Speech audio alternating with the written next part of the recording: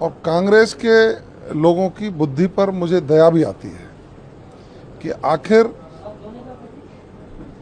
ये लोग मंदबुद्धि लोगों की तरह बात करते हैं। उसके खिलाफ अनर्गल टिप्पणी चाहे माननीय अशोक गहलोत जी हों, चाहे माननीय डोटासरा जी हों, लेकिन आपकी जो ये ओछी मानसिकता है ना, यही आपके पतन का कारण है। और मैं समझ सकता हूँ वो पीसीसी के चीफ हैं, तो पीसीसी चीफ को आपा नहीं खोना चाहिए। संयमित भाषा में अपनी बात कहें तो लोग सराहेंगे, और यदि किसी एक झूठी शिकायत करके आप लोगों को दबाने का प्रयास करेंगे डोटासरा जी, तो कोई इस तरह से दबेगा नहीं।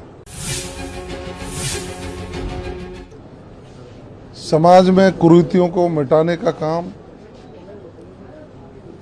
और आपसी भाईचारा और समरसता कैसे पैदा हो सकती है, उसके लिए राष्ट्रीय स्वयंसेवक संघ वर्षों से काम कर रहा है। देश की आज़ादी से लेकर अब तक विभिन्न प्रकल्प चलाकर उन्होंने सामाजिक विकास के लिए लगातार काम किया है, और ऐसे राष्ट्र सेवी और राष्ट्रवादी संगठन के ऊपर कुत्सित मानसिकता के आधार पर झूठे आरोप लगाना, मैं समझ सकता हूं वो निंदनीय है।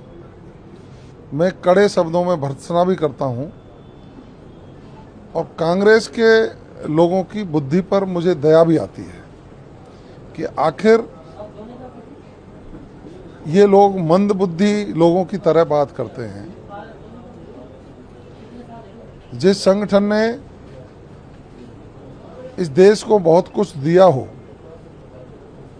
उसके खिलाफ अनर्गल टिप्पणी चाहे माननीय अशोक गहलोत जी हों, चाहे माननीय डोटासरा जी हों,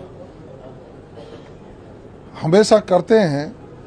उनको विचार करना चाहिए कि एक संगठन ऐसा है जो कभी राजनीति नहीं करता, सिर्फ समाज की सेवा और राष्ट्र सेवा के भाव से उसके कार्यकर्ता काम करते हैं।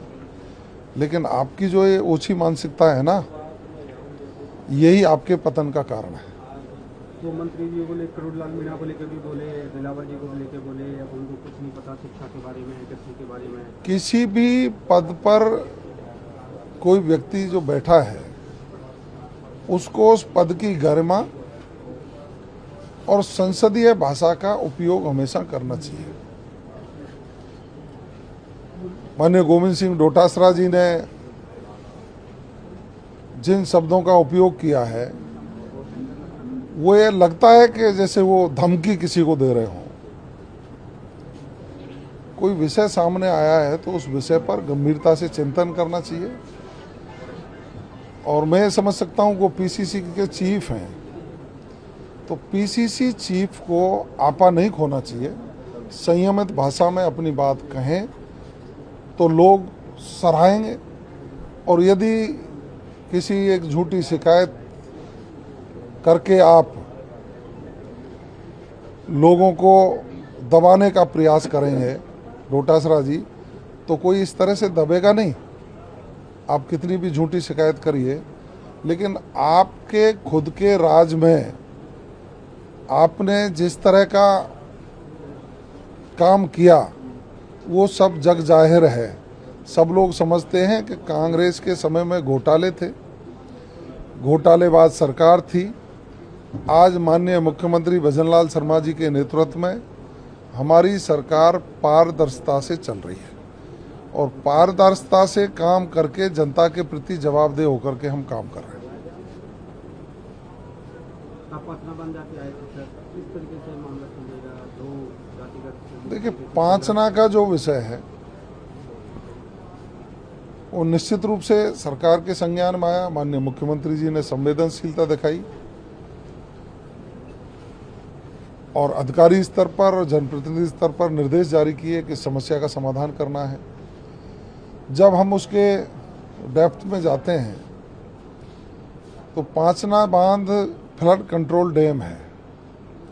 1972 में एक भयंकर बाढ़ आई, गंभीर नदी के आसपास के लोग तबाह हुए,